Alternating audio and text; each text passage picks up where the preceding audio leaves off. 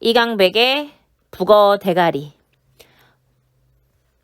이강백의 북어 대가리는요, 수특의 출제가 수록이 되었었고요. 이강백의 많은 작품들이 고등학교 때 학생들이 배우는데 대표적인 작품으로는 결혼, 느낌 극락 같은, 파수꾼, 알과 같은 작품이 있습니다. 그 중에서 학생들이 굉장히 많이 배우는 작품이 있다면 그것은 북어 대가리가 아니라 파수꾼입니다. 극작품, 극이라는 것은 연극을 목적으로 하여서 쓴 작품이고요. 얘는 그러니까 희곡이에요. 이 너무나 온화하시고 인자하신 이강백님의 작품의 특징을 보시면은 등장인물의 이름 볼게요. 저는 얘를 이 북어 대가리를 연극으로는 보진 못했지만 이거를 연습하는 거는 제가 본 적이 있어요.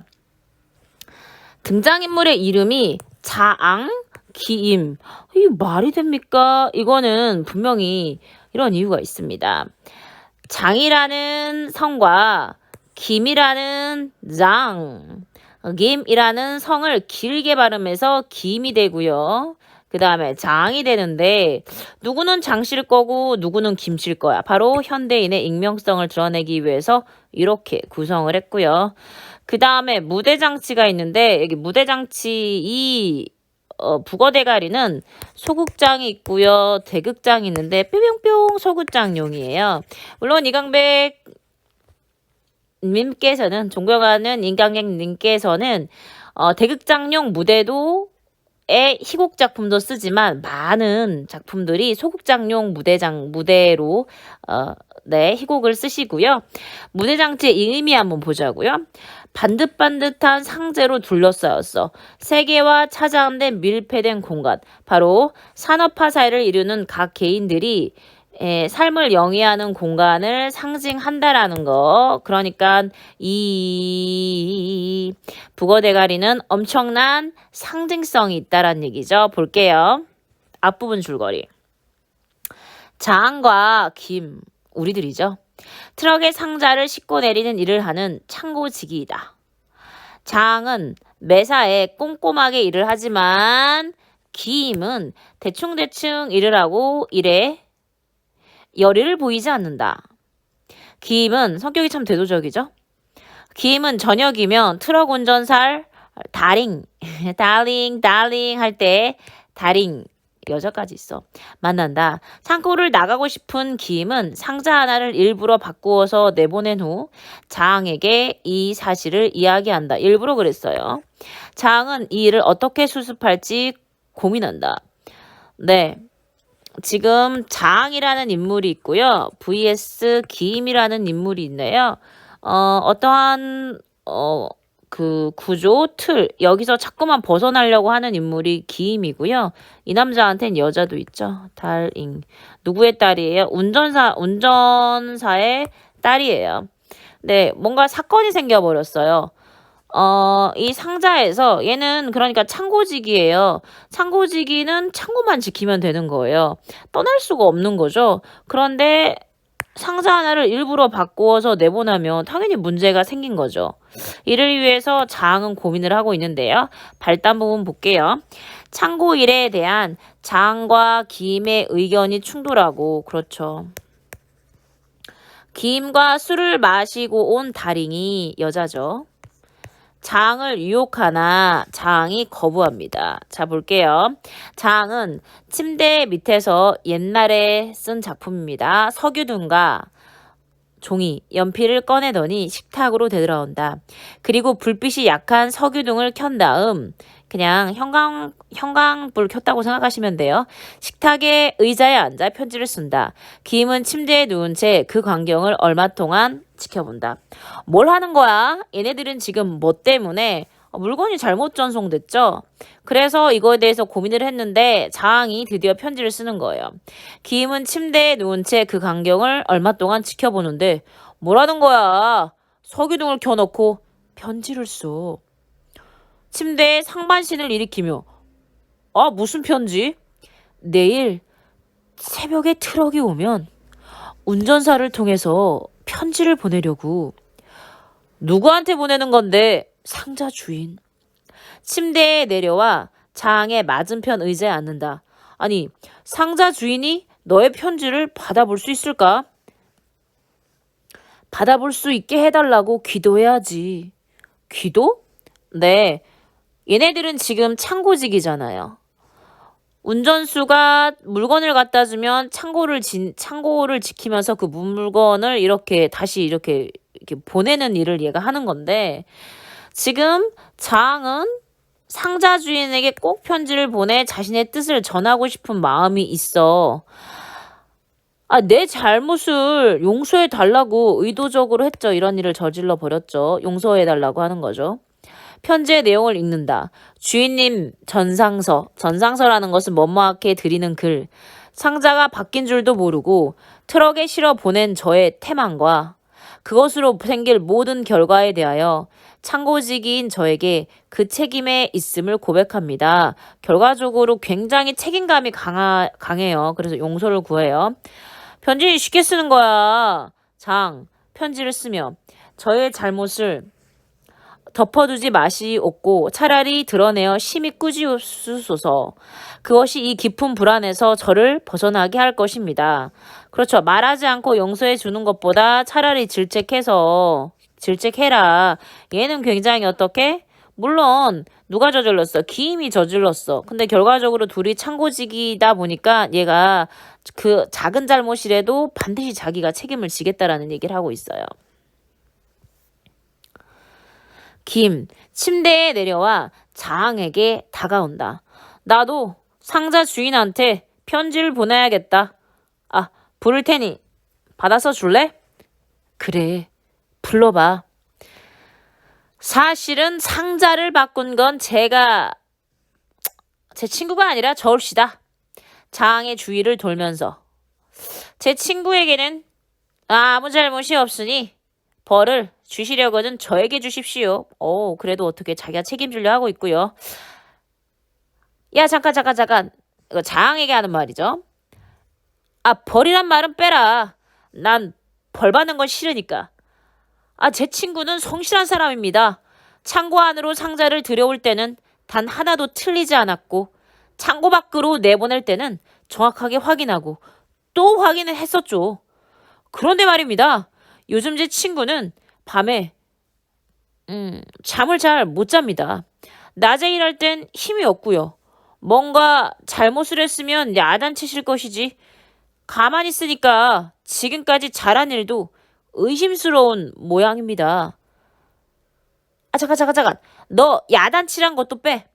다시 한번 말씀드립니다만 제 친구는 아무 잘못이 없습니다. 오히려 그는 큰 상을 받아야 합니다.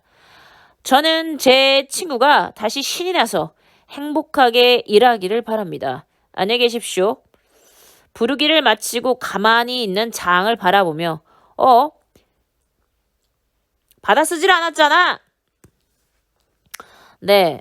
그래서 여기 보신 편지 전체의 내용을 요약했는데 장의 잘못이 아니라 자기 잘못. 그런데 동시에 벌을 받는 거 별로고 야단치는 것도 별로다라고 얘기하고 있어요. 그러니까 왜 이랬을까요? 상자 주인에게 편지를 보내는 장과 장은 뭘 잘못한 게 있으면 꾸짖어 달라. 장이 벌을 받지 않게 안 하려고 지금 자신의 편지를 기임이 지금 불러주고 있죠. 자, 그럼 볼게요. 지금 얘를 정리해 보면은요. 장의 편지와 기임의 편지. 장은 바뀐 상자를 내보낸 것이 잘못심으로 자기를 꾸짖어 주길 바라고요. 기임은 얘가 벌 받지 않기를 바래요. 상자를 바꾼 것은 자신이지만 벌이라든지 야단은 원치 않아요. 그러니까 혼나길 바라고 혼나는 걸 원치 않아요. 그렇다고 해서 얘가 인정을 안 하는 게 아니라 인정을 합니다. 어때? 태도가 되게 상반적이죠? 계속 볼게요. 네가 날 그렇게 생각해 주다니 난 정말 감동했어. 뭘 그까짓 걸 가지고 감동해? 편지는 알아듣기 쉽게 써야 되는 거야. 네 말이 맞아. 한마디도 받아 쓰지 않고 뭘 맞다고 그래? 네 편지는 모두 내 마음속에 적었지. 미리 경고해 두는데 나한테 다정하게 굴지 마라. 난 분명히 네 곁을 떠날 사람이야. 웬일입니까? 기임은 창고를 떠날 거래요. 가면 안 돼. 나와 함께 여기 있자고. 창고 밖으로 나가면 어휴, 이게 가장 선생님이 국어 대가리에서 가장 하이라이트 되는 부분이라고 생각합니다. 또 창고가 있고 그 창고 밖으로 나가면 또 창고가 있을 뿐 달라질 건 아무것도 없어. 자, 창고에 대한 자항의 생각이죠. 어딜 가도 창고다. 어딜 가든 창고를 벗어날 수 없으므로 차라리 창고에서 성실하게 일하자. 그게 바로 자항의 생각이죠. 아유, 아이고 또 그 버릇 나와. 나 가르치려고 해. 언제나 너는 나한테 잔소리를 퍼부었어. 이 창고 속에 있어라. 이 창고 속에서 제발 성실히 일하렴. 그게 행복하게 사는 거란다. 아, 이젠 지겨워. 너도 나와 함께 바깥 세상에 한번 나가봐. 창고 밖의 세상에는 우리가 할 수 있는 일들이 얼마든지 있을 거야. 그런데 왜 아까운 인생을 창고 속에서 썩혀? 자, 창고에 대한 기임의 생각은 창고에서 사는 것은 인생의 낭비다. 얼마든지 밖으로 나가야 한다. 라는 얘기를 하고 있어요. 자, 창고에 대한 생각이 자항과 기임은 굉장히 대조적인데요. 자항은 창고와 창고 밖 결국 다를 것 없고 창고 밖에 나가도 결국 창고이다. 그러니까 그럴 바에는 나가지 말고 창고에서 최선을 다하자. 김, 창고는 삶을 억누르는 공간이고 창고 밖은 공간이 아니라 뭔가 이룰 수 있는 공간이다. 그러므로 자기가 속한 창고에서 탈출해서 다른 공간으로 가자. 왜? 행복을 위해서. 이런 얘기였어요. 장, 우린 인생을 썩히는 게 아니야. 내 편지에 답장이 오면 네 생각도 달라질 거야. 뭐? 내 생각이 달라져? 그래. 우리 주인의 답장을 받으면 넌 이 창고에서 성실하게 일하는 것이 얼마나 중요한지 알게 될 테고 우린 다시 행복하게 지낼 수 있겠지? 야, 이젠 알겠어. 네가 왜 편지를 쓰는지 알겠다고. 그러니까 너는 상자 때문에만 불안한 게 아니야. 사실은 내가 떠날 것 같기 때문에 불안한 거지. 자, 편지에 집착하는 자항의 의도를 지금 추측했고요. 네네.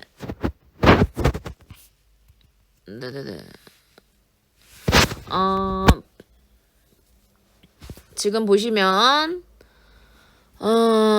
기임은 나가고 싶고 장은 여기 있고 싶고 마음 떠난 기임을 붙들고 싶은 거죠. 둘이 동성애라고요? 게이라고요? 아니야. 어쨌든 넌 가면 안 돼. 노름으로 잃은 돈이 얼마야? 기임 새끼. 노름까지 해. 네가 잃은 모든 걸 내가 대신 채워줄 테니까 넌 제발 여기에 있어. 어처구니 없다는 듯 고개를 저으며 그만하자. 그만해. 너처럼 꽉 막힌 놈하고 말해봤자 잠도 못 자고 날만 새겠다. 침대로 돌아가서 눕는다. 난 잠이나 잘 테니까 넌 네 맘대로 해. 지금 생각의 차이죠. 기임, 얼굴 위까지 담요를 덮는다.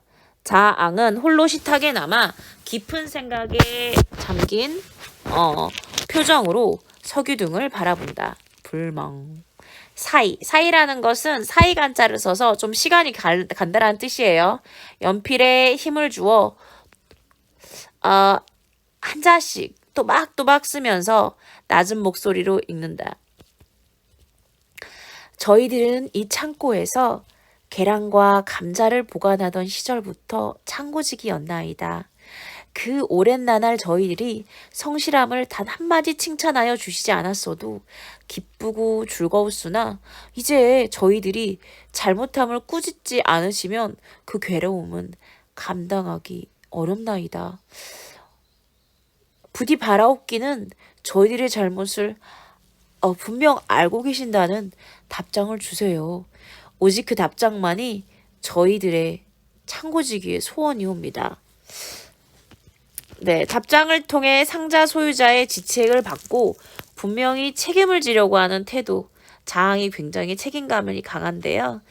장의 편지를 쓰고 나서 서기둥을 끈다. 자, 여기까지 볼게요.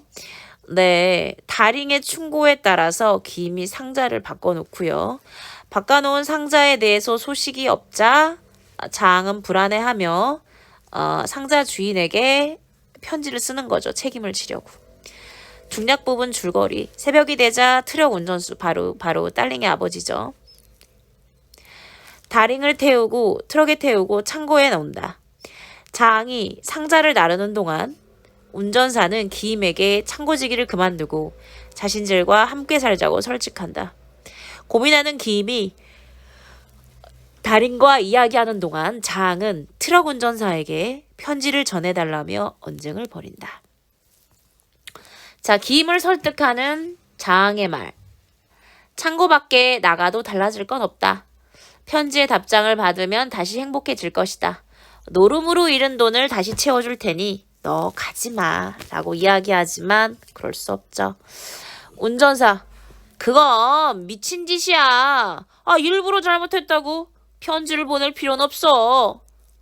제발 보내야 해요.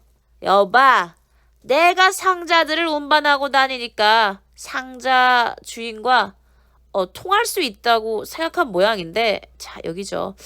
이게 가장 슬픈 거예요. 산업화 시대는 인간은 하나의 부품, 부속품이 되죠.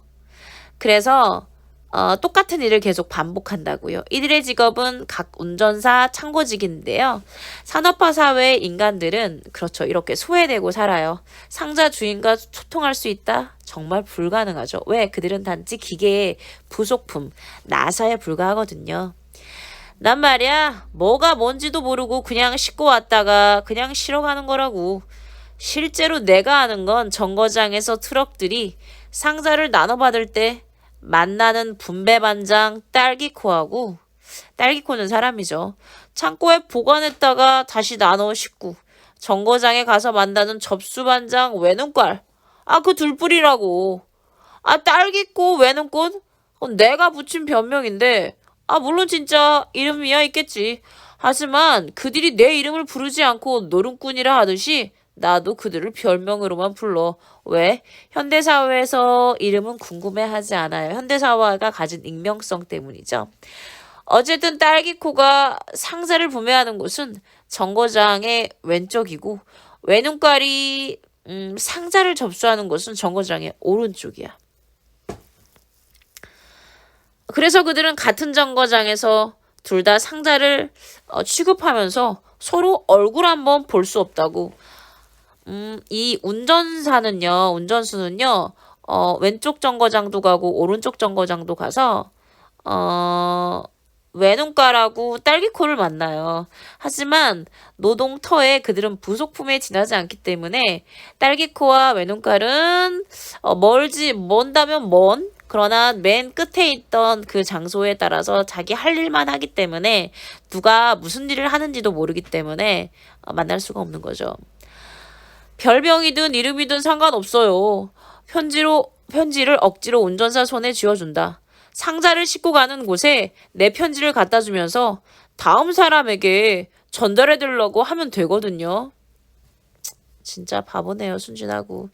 내가 자네 편지를 외눈깔에게 주면 외눈깔은 그 다음 사람에게 전달하고 그 다음 사람은 또 다음 사람에게 계속해서 운반되는 상자들을 따라가 맨 나중에 주인에게 전달되기를 바라는 거지. 네, 바로 그겁니다. 그게 또 착각이라고. 부속품이 든 상자들은 말이야, 중간중간에 여러 갈래 수없이 나뉘거든. 산업화 사회는 진짜 복잡하군요. 부속품 상자들은 결국 한 군데로 모아지는 것이 아닙니까? 물론 모아지는 것도 있겠지. 상자들이 한두 군데서 나와 여러 군데로 흩어지고.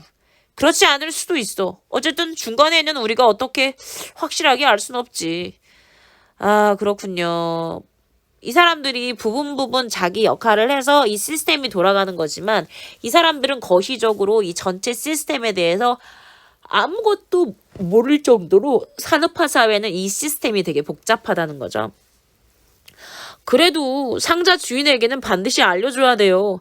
엉뚱하게 바뀐 상자 하나 때문에 뭔가 잘못 만들어지면 안 되잖아요. 여기까지. 호칭과 의미와 방식.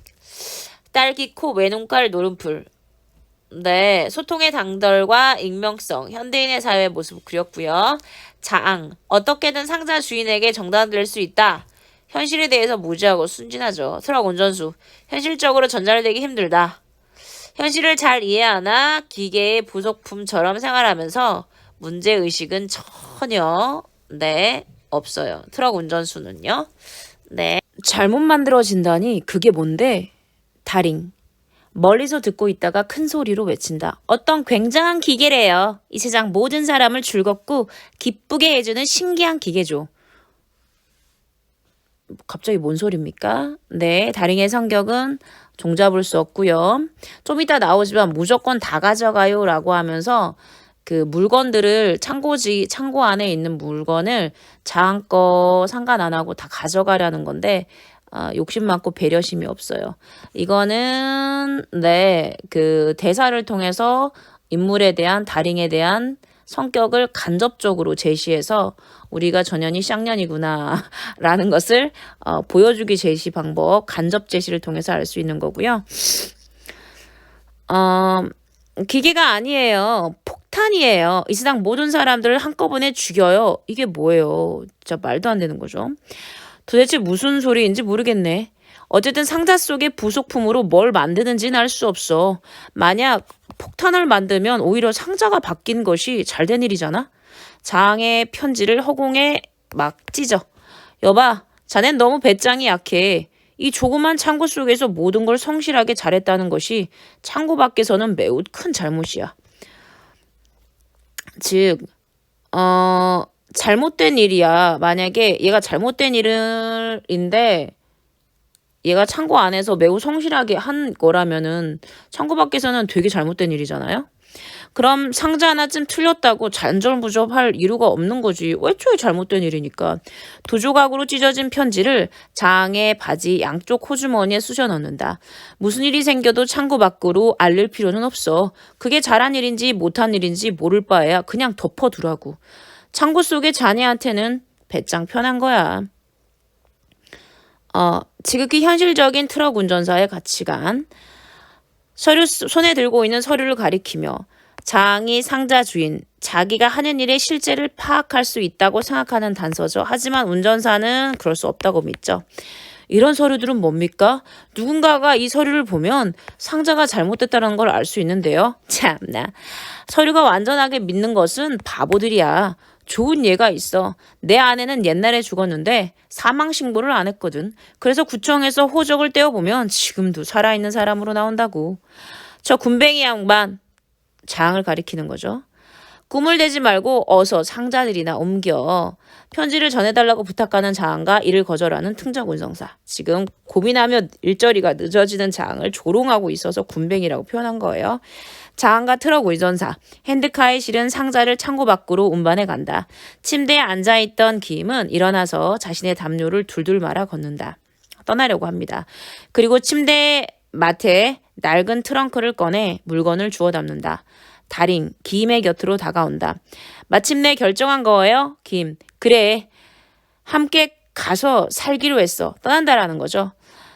살림 도구들이 있는 곳에서 접시, 그릇, 찻잔들을 가져와 낡은 트렁크에 담으며 무조건 다 가져가요. 진짜 나쁜 년이야. 욕심 많아. 다링이 있는 것을 다시 꺼내놓으며 아니야, 절반만 내 것인 걸 배려를 하고 있네요. 장에 대해서. 둘이서 함께 쓰던 물건은 어쩌려고요. 아까 이거 영상을 제작했는데 업로드가 이렇게 저장이 안 돼서 지금 다시 저장을 하고 있어요. 반절로 나눌 수도 없잖아요. 자한과 운전사, 핸드카에 상자를 싣고 창고 안으로 들어온다. 우린 트럭에 상자들을 다 옮겼어. 우리라는 것은 자한과 운전사. 그런데 너희는 짐도 안 싸고 뭐랬지? 기임과 다링. 짐이라니 그 기임이 떠난다라는 것을 인지한 거죠. 그렇게 됐어. 오늘 나는 이 창고 속을 떠난다고. 정말 가는 거야? 이렇게 갑자기? 미안해. 그런데 막상 떠나려니까 조금은 서운하군. 너하고 여기서 얼마나 살았더라? 몇십 년은 훨씬 더 될 거야. 아마 그래, 우린 철부지 시절부터 창고직이었어. 언제나 너는 나를 고맙게도 보살펴줬지. 날 미워했으면서 뭐. 진짜로 미워한 건 아니잖아. 김이 말하는 거죠. 김의 속마음. 난 널 미워한 게 아니다. 나도 알아. 껴안는다. 제발 가지 마라. 이 창고도 나도 전혀 달라진 게 없잖아. 그건 안 돼. 이 창고는 더 이상 내가 살 곳이 아니야. 단호합니다. 남자들끼리 헤어지면서 무슨 말이 그렇게 많아? 창고 밖으로 나가며 시간 없어. 나 먼저 트럭에 가서 있을 테니까 너희는 어서 짐 싸들고 나와. 녹색 국자로 소리를 나게 두드리며 그만하고 서로 물건들이나 골라봐요. 진짜 어떻게 공감 능력 떨어지네요. 당장의 이해관계란 이익 골몰하여 두 사람의 심정을 헤아리거나 고려하지 않고요. 김, 장의 포옹을 풀며 난 내 물건을 잘 모르겠어. 군뱅아, 네가 골라줘. 아니야, 쓸만하게 있거든. 모두 네가 가져. 배려심 쩔어요. 너는 이 창고 속에서 혼자 살 텐데. 내 걱정은 말고 어서 먼저 골라봐. 그리고 내가 너한테 줄 게 있어. 침대맡에 상자들 중에서 화려한 색깔의 스웨터를 찾아낸다. 너의 생일날 주려고 두었던 건데 헤어지는 날 선물이 됐군. 근사한데? 여기까지 볼게요. 이별에 대한 자항과 기임의 태도를 보시면 기임은 미안함, 서운함, 고마움을 느끼지만 결국 떠나겠다는 마음이 확고하고요. 자항은 놀랍고 당황스럽고 미련이 남아서 끝까지 설득을 합니다. 자항의 침대 밑을 바라보며 좋은 건 이 속에 다 있잖아요. 이걸 가져가도 돼요? 진짜 속물이에요. 안 돼. 그건 손대지 마. 자항을 배려해요. 가져가요.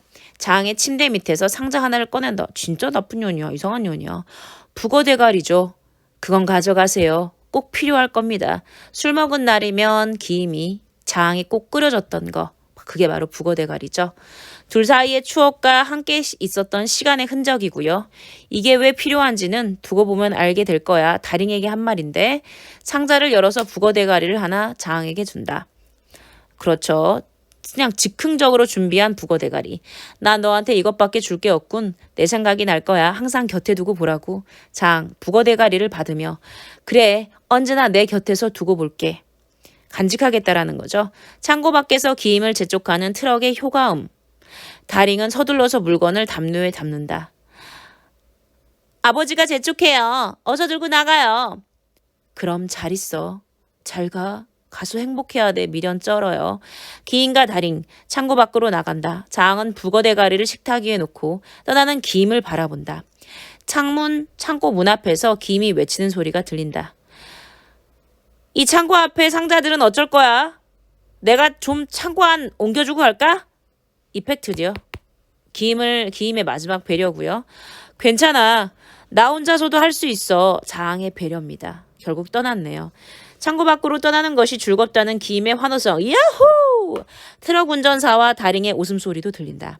잠시 후 트럭이 경음기를 울리며 빵빵 떠나는 소리가 들린다. 창고는 조용해진다. 자앙.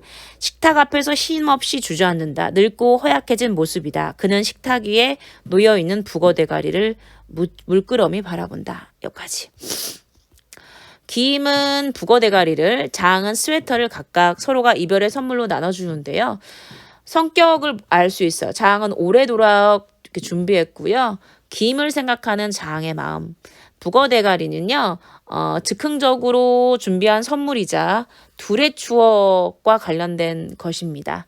자, 기임의 선택이 지닌 의미에 대해서 우리 살펴볼게요. 현실에 만족하지 못하고 적당주의로 살아온 기임. 창고 밖 세상에 대한 정확한 인심 없이 창고를 벗어나지만 결국 자기가 하는 일이 무엇인지 모르는 자항처럼 기임 또한 미래 역시 희망적이라고 단정할 수는 없는 거죠. 네, 이제 마지막 대사입니다. 되게 유명해요. 그래, 나도 너처럼 머리만 남았군. 북어 대가리를 보면서 얘기하는 거예요. 그저 쓸쓸하고 허무한 생으로 가득 찬 머리만 덜렁 남은 거야. 두 손으로 북어 대가리를 집어 얼굴 가까이 마주보며 말해보렴. 내 눈엔 내가 어떻게 보이지? 그토록 오랜 나날 난 이 어둡고 조그만 창고 속에서 행복했었다.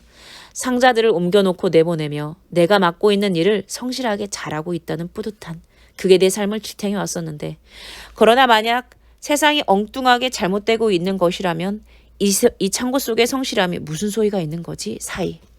북어대가리야, 왜 말이 없냐? 멀뚱멀뚱한 바라볼 뿐 왜 대답이 없어? 북어대가리를 식탁 위에 내려놓는다. 아니야, 내 의심은 틀린 거야. 덜렁 남은 머릿속의 생각만으로 세상이 잘못됐다고 판단해선 안 돼. 핸드카에 실린 상자를 서류와 대조하며 혼자서 막 쌓기 시작해. 원래대로 자기 일을 하는 거죠. 제자리에 상자들을 옮겨 놓아라. 정확히 쌓아. 틀면 안 돼. 단 하나의 착오도 없게. 절대로 틀려선 안 돼. 장의 독백. 현대의 훼손된 삶을 영위하는 훼손됐지만 그러나 그 삶을 계속해서 살아가는 현대인의 불안정한 내면을 살아가고 있는 모습. 계속 이 일을 장은 하게 되겠죠. 장 느릿느릿 정성을 다해 상자들을 쌓는다. 무대 조명 서서히 장하게 압축되다가 암전이 된다. 북어대가리의 상징적 의미는 결국 현대인인데요. 기임이 떠난 후에 상실감과 혼란에 빠진 자앙이자 쓸쓸한 허무한 자앙의 삶입니다. 독백에서 드러난 자앙의 의식이 변화되는데요. 쓸쓸하고 허무했다가 행복한 과거를 생각했다가 삶에 대한 회의감을 가졌다가 다시 일상으로 돌아갑니다. 나도 너처럼 머리만 남았군. 조그만 창고 속에서 행복했었다. 세상이 엉뚱하게 무슨 소용 있는 거지? 내 의심은 틀려서는 안 돼. 자, 이렇게 불쌍한 현대인의 자화상을 자기가 하는 일, 창고 안에서도 창고 밖에서도 진짜 어떻게 과연 행복할까요? 이상 북어대가리였습니다.